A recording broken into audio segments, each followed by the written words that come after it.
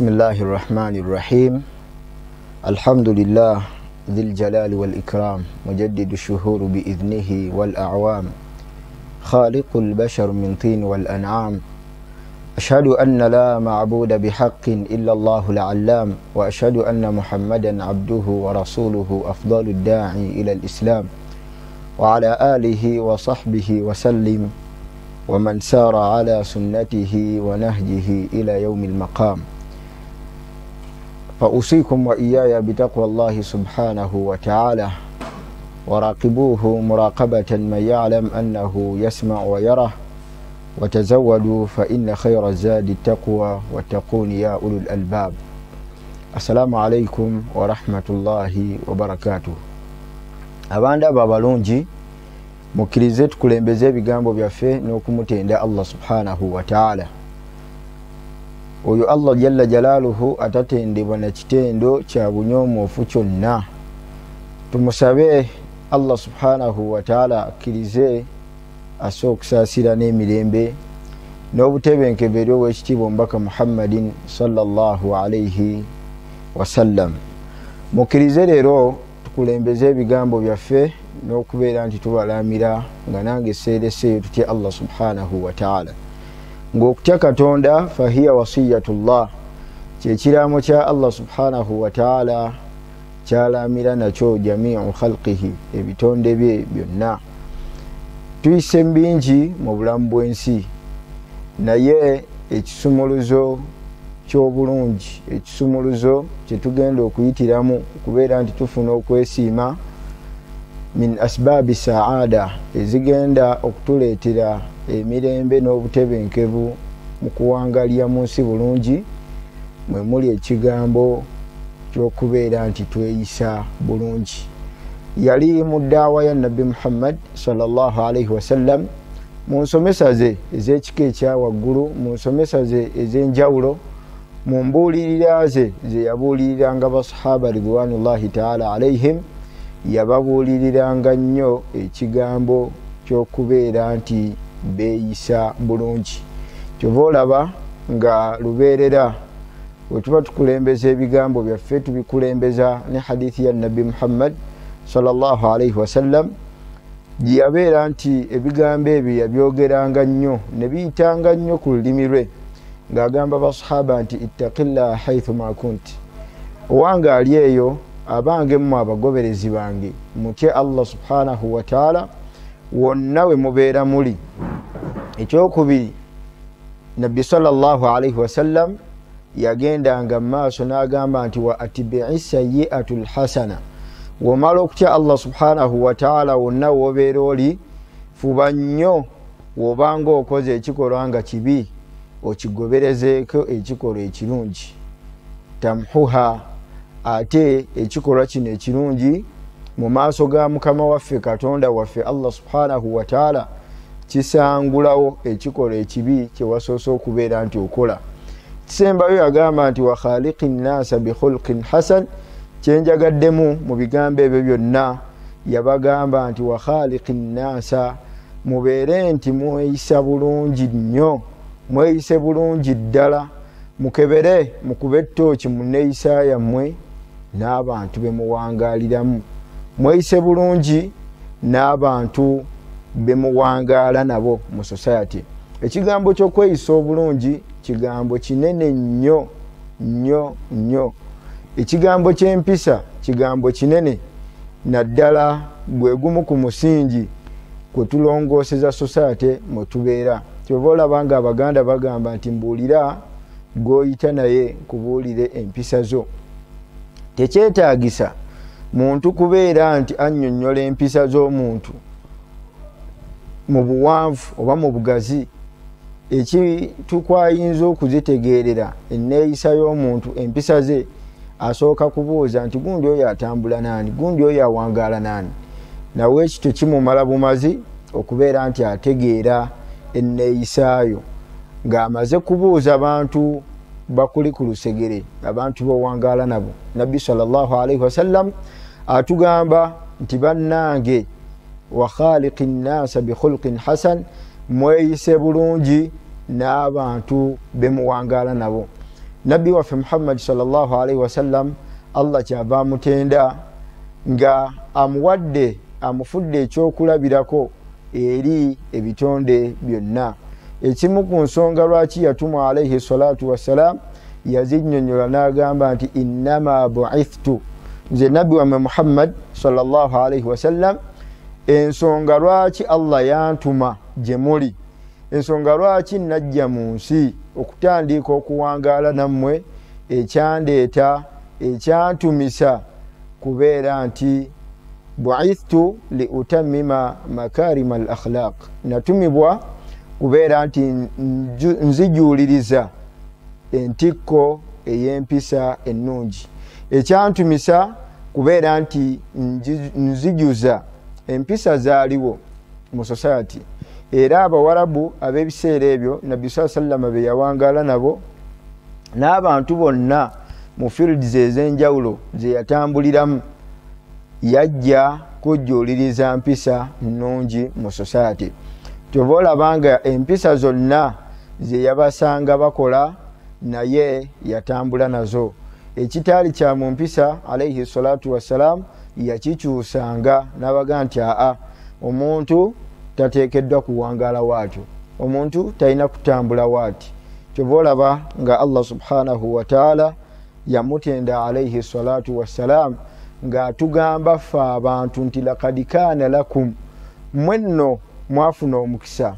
Abantu ffe abali ku mulembe guno ogusembyeyo, abantu abali ku mulembe guno ogwa nabbi yasembayo Muhammadin sallallahu alaihi wasallam, Allah atugamba nti laqad kaana lakum fi rasulillahi uswatun hasana, mwafuna nno ekyokulabirako ekirungi, mwafuna good example, mwafuna ekyokulabirako ekirungi nga mukijja mu nabbi wamme Muhammadin sallallahu alaihi wasallam, mwafuna ekyokulabirako omuntu gwe mwandirabiddeko butayi muteekeddwa okweyisa okubeera nti munyumirwa society, okubeera nti munyumirwa amaka gammwe, okubeera nti munyumirwa emirimu gyammwe, muyina ekyokulabirako ekirungi. Tewali mpisa nnungi yonna okujjako nga nabbi sallallahu alaihi wasallam yagikola yeeyisa bulungi mu mbeera ze. Tewali kyogenda kunoonya nti omuntu yandisaanye kweyisa atya ku mulimu gwakola. Genda bugenzi otunuulire ekyokulabirako kye twafuna. Tunuulira nabbi we yeeyisanga atya ku mulimu gwe, yeeyisanga atya mu bizinesi ezitaali nga zize, yeeyisanga atya ku mulimu ogugwe. Yakolerako Khadija binti Khuwailid radiyallahu ta'ala anha, eyamanyikibwa nga mukyala we ummul mu'minin, omu ku bamaama ababakkiriza. Omukyalo oyo mu byafaayo bye tumanyi obulungi yafumbirwa ew'ekitiibwa nabbi Muhammad sallallahu alaihi wasallam mu maka ge, naye olubereberye nga tannaba kubeera nti afumbirwa wa mukyanda alaihi salatu wassalam, yabeera nti yamukolerako mu mirimu gye. Batunyumiza era ebyafaayo bingi. Ddayo otunuulire Maisara eyatambulako naye mu lugendo okugenda okusuubula Eshaami. Biki byamunyumyako? Yeeyisanga atya mu kutunda, yeeyisanga atya ku mulimo gwe, era yeeyisanga atya eri mukama we. Ebyo nno wonaba ogoberedde obuufu obwo ogenda kuwangaala bulungi ne banno. Tuli mu nsi olwaleero ng'empisa zoonoonese mu bantu.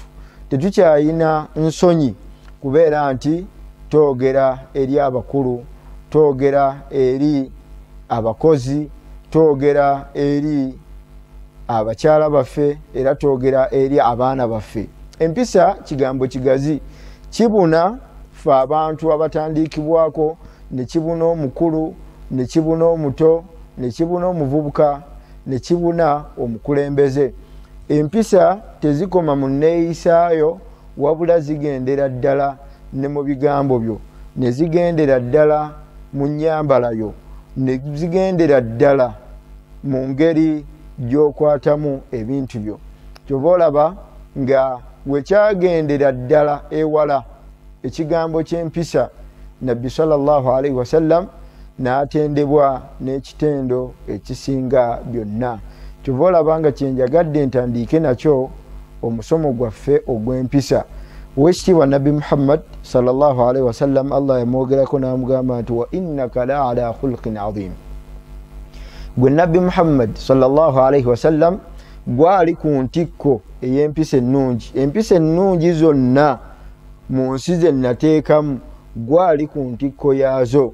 Bimaana omuntu yenna alafuubanye mu basiraamu, mu bakkiriza, mu bantu bonna n'atambulira mu buufu bwo, agenda obuufu obwo bugenda kumutambuza bumutuusize ddala ku ntikko ey'empisa ennungi ezisemberayo ddala.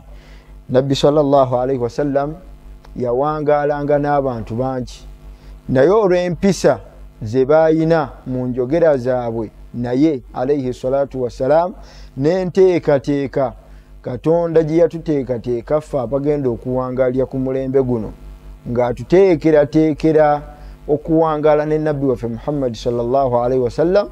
Tunuulira basahaba, yatuuka n'abagamba Allah subhanahu wa ta'ala nti la tarfa'u aswatakum fawqa sawti nabi, temusitula amaloboozi gammwe ku maloboozi ga Nabbi Muhammad sallallahu alaihi wasallam. Singa aba ayogedde temusaanye kubeera nti musitula amaloboozi ku maloboozi ga Nabbi sallallahu alaihi wasallam.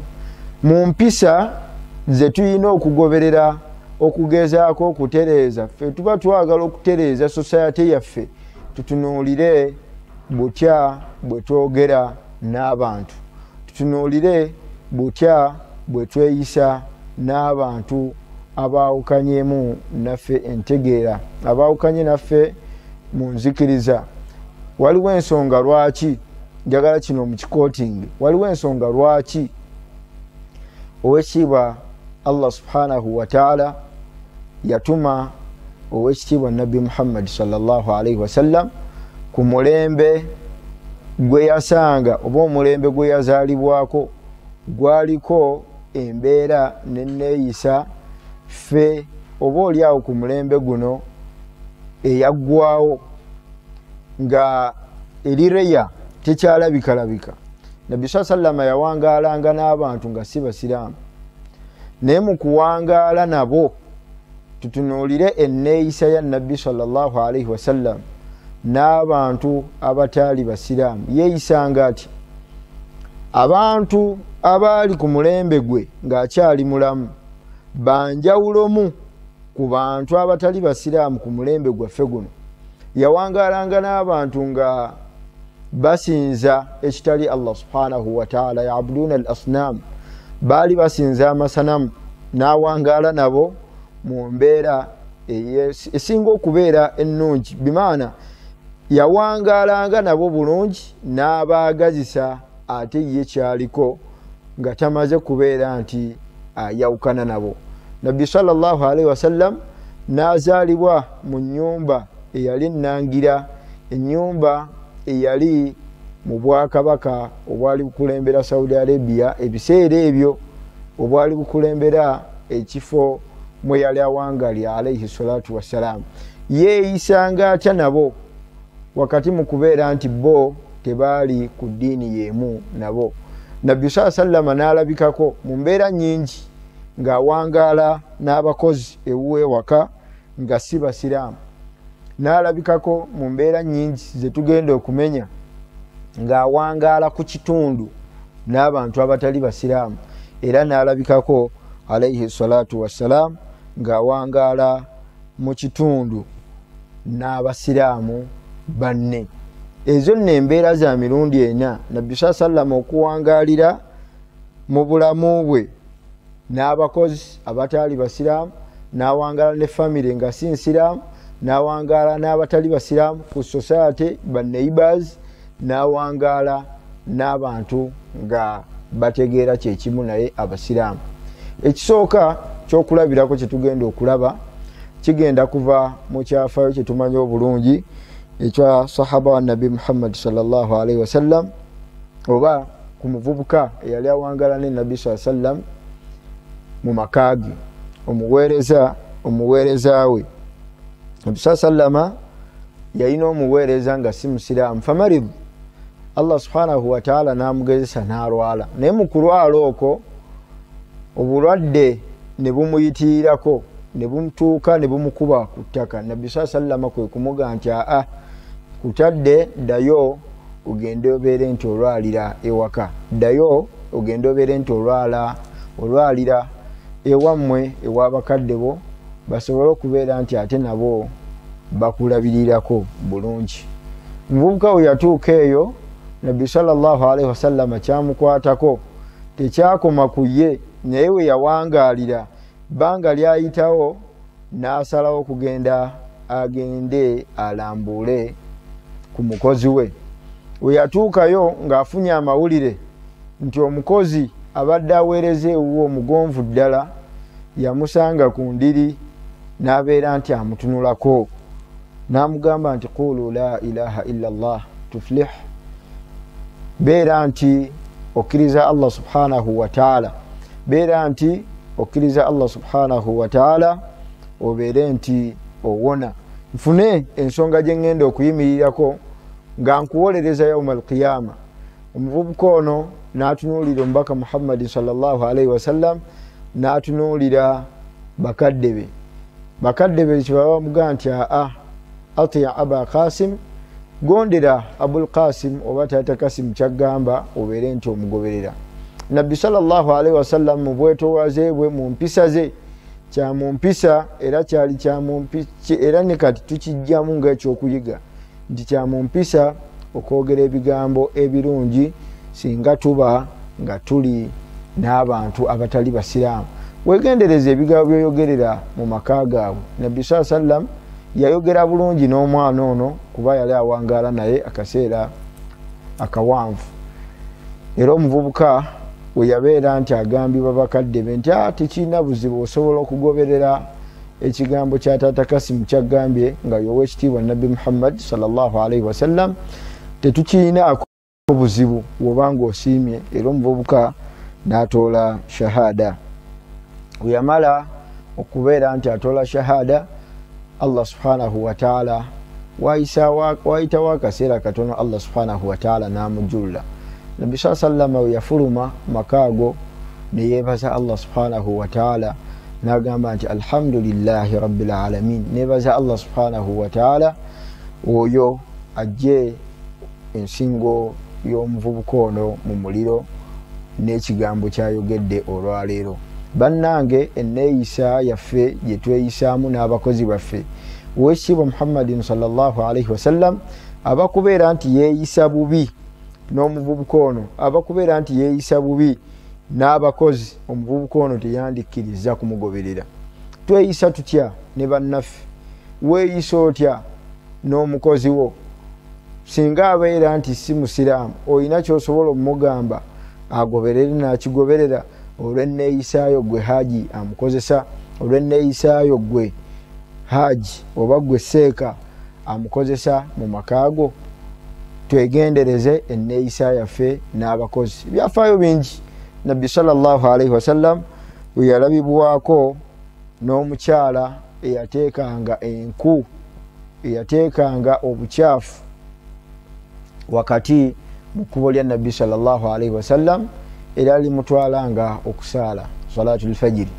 Naye Nabbi sallallahu alaihi wasallam we yajjanga buli kumakya mu mpisa ze alaihi salatu wassalamu ne revo ye mwe yali n'obugulumivu bweffe bwe tumumanyiiko nti musajja wa kitiibwa, yekkakkanyanga n'alongoosa ekkubo n'ajjamu obukyafu buli bwe yasiŋŋaananga mu kkubo n'abuteeka emabbali. Naye omukyalo oyo yali akola omulimu ogwo we yafuna obunafu, we yabeera nti afuna obulwadde n'alwala, Nabbi waffe Muhammad sallallahu alaihi wasallam yagenda okuyitawo ennaku ezaddangako ng'agenda okutuukawo ng'obukyafu tebuliiwo.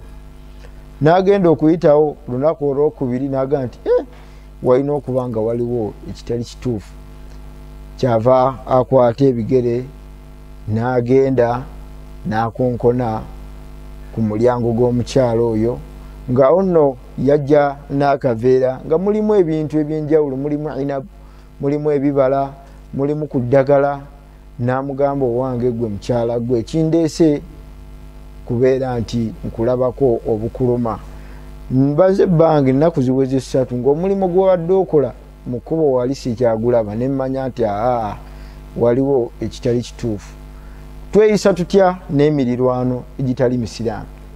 Tweyisa tutya n'emirirwano gyaffe gye twawula nagyo entegeera ey'ebintu? Osobola okubeera ne mulirwanaawo nga musiraamu naye ng'ate neeyisaaye si y'abantu bali bumu mu ntegeera, ng'enneeyisaaye si y'abantu bemugatta entegeera, ng'akuyisa si bulungi naye ofaayo n'ogenda n'okebera ku butya muganda wo omusiraamu waali, muganda wo atali musiraamu mulirwanaawo waali.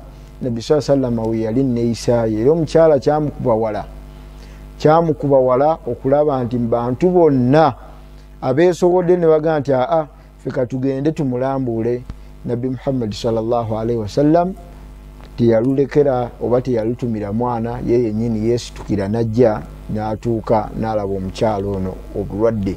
Kyamumpisa okubuuza balirwana baffe, bannange mwasuze mutya, bannange muli mutya? Ekyo nno kigenda kubyuldinga omukwano, kigenda kuzimba omukwano wakati wo ne wakati w'abalirwana abo, kigenda kubeera nti kiteekawo embeera ey'ekika ekya waggulu ey'obwasseruganda wakati waffe ne balirwana baffe. Tukyuseemu ku nneeyisa ey'omulembe guno. Abantu Allah subhanahu wa ta'ala emirembe buli we gijja gitambula, bingi ebigenda bikyuka. Balirwana baffe ennaku zino obeera n'omulirwano nga tomumanyi na linnya, tomanyi baana be, tomanyi ki, olw'ebikomera n'enzimba gye twatandika okuzimba ku mulembe guno. Naye faayo nnyo okumanya nti ekiri mu kikomera ekiddako bali batya, baasuze bulungi, bakosefu. Kyannaku nnyo kikwasa ensonyi n'ennaku okubeera nti ku mulembe guno gwe tuliko omuntu atuuka ne bamubikira mulirwanaawe nti gundi nno mulirwanaawe yafudde, naye batuuka okumumubikira nga ye yavuze edda n'emmotoka ewaka yavuddewo, ali ku mulimu. Ku lwaki?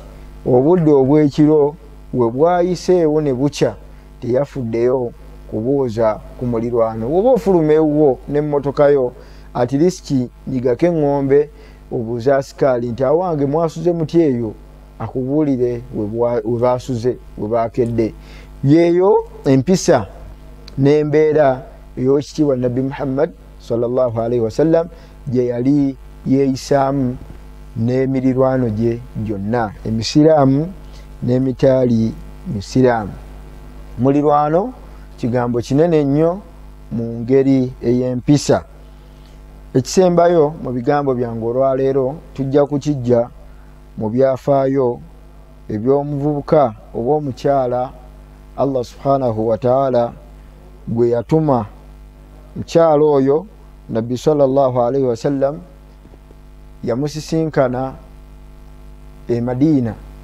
Nabbi sallallahu yali atambula e Madiina nga da'wa ye yakagitandika, da'watu sirriya. Yagenda nga akowoola abantu bangi, naye alina omukyala gwe yasanga ku ttale ng'amaze okutyaba enkuuze, enku nnyingi. Enku ezo Nabbi sallallahu agenda okumutunuulira nga ekiganda ky'enku n'ekifaananyi ky'omukyala ono mwali ne levo mwali n'emyaka gye tajja kusobola kwetikka nku ezo. Nabbi sallallahu n'amuyambako n'amugamba nti ya umma, owange gwe maama wange, ofaayo singa mba nkuyambyeko n'enkwetikkirako enku zino. Nabbi sallallahu alaihi wasallam omukyala oyo nakkiriza n'agamba nti omuvubuka ono alina empisa. Nabbi sallallahu n'asitula enku n'azeetikka ku mutwe gwe, n'amugamba nti nkusaba ondagirire tugende ng'ogamba. Mukyala ne batambula naye ng'agenda amugamba nti awetaawo yambuka ku kyambuka paka we baatuukira ddala ku maka g'omukyala oyo. Nabbi sallallahu amala okutuusa enku ezo, omukyala oyo yuqaalu teyali musiraamu, naye ekifaananyi kye yalaba mu buvubuka ono kyamukuba wala ne kimwewuunyisa, era yabeera nti yeewuunya wabanga mu nsi mukyalimu abavubuka abafaanana omuvubuka oyo kyamuwaliriza okubeera nti teyalina kintu kyonna kyeyali asobola kukwata kusasula muvubuka ono olw'omulimo gwe yali akoze. Naye kyava ayingira mu nju n'ayita omwami we n'amugamba nti owange gwe jangu nkulage omuvubuka ono gye tuveeyo oba gye nva okunona enku zino akoze omulimo gw'amaanyi. Neeyisa ye si ye neeyisa ya muntu wa bulijjo. Kyava amugamba owange gwe muvubuka ofaayo singa mba nkusibiriddeyo n'ebigambo sirina kyakusasula naye kyensobola okukuwa kubeera nti nkubuulirira. Genda n'ekigambo kino osanga kijja kuyambako okutambula obulungi mu nsi. Nabbi sallallahu alaihi wasallam n'awuliriza omukyalo ono kyava amugamba nti nasma tuwulira anna fi makkat shabun mu Makka eyo mu kibuga eyo waliyo omuvubuka yuqaalu lahu Muhammad bamuyita Muhammad teyeeyisa bulungi tayogera bulungi tamanyikiddwako mbeera yakubeera nti ayogera ebigambo ebyempisa tetumusuubiramu kubeera nti ava mu bigambo bya mpisa. Naye wobanga omusanze tomuwuliriza wobanga omusanze tomuwa matu tulibeeraliikirivu okubeera nti ayinza okukyusa empisa zo zino ennungi gye weeyisizza oba empisa ennungi z'otulaze ayinza okubeera nti azikumalamu. Nabbi sallallahu alaihi wasallam yafuna akamwenyumwenyu ku ttama lye kyava abuuza omukyalo ono nti omanyi nze ani gw'oyogera naye? N'amugamba munnange simanyi. N'amugamba munnange nno ana Muhammad nze Muhammad sallallahu alaihi wasallam gw'owulira boogerako ebigambo ebyo byonna e Makka yenze akuli mu maaso wano olwaleero. Munnange nno ebyo bibanjogerako ekituufu birabika si bwe bityo ebiri. Kyalo ono kyamukuba wala ne kimuleetera okubeera nti akkiriza okwegatta ku ddiini yaffe ey'Obusiraamu era kyamuwaliriza kubeera nti akkiriza Allah subhanahu wa ta'ala n'agamba nti ashhadu an la ilaha illa Allah kakasa nti tewali kisinzibwa mu butuufu okujjako Allah subhanahu wa ta'ala wa anna Muhammadan rasulullah era nkakasa nti omutabani ono omuvubuka Muhammadin sallallahu alaihi wasallam muddu wa Allah era mubaka we. Ezo nno mpisa ezidda kyakulabirako ekidda eri abavubuka ab'omulembe guno.